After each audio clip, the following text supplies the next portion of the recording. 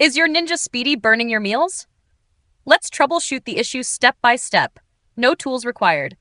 We'll start with the simplest fixes and move to more involved solutions if needed. By the end of this video, you'll master even flavorful cooking. Start by adjusting how you arrange the food. Overcrowding the pot or basket traps heat unevenly, leading to burnt edges.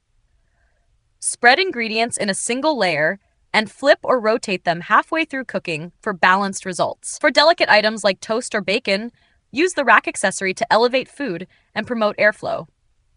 Next, lower the temperature. High heat can scorch food quickly, especially proteins or sugary sauces. Try reducing the temperature by 25 degrees Fahrenheit, 15 degrees Celsius, and extending the cook time slightly. This encourages gentle browning without burning.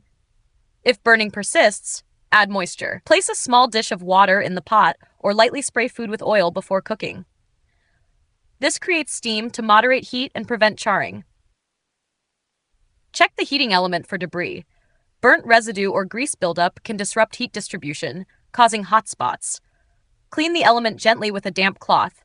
Refer to your user manual for detailed instructions. For intentional browning, like crispy bacon or caramelized edges, use the sear or roast function. These modes are designed to enhance flavor through controlled browning without overcooking.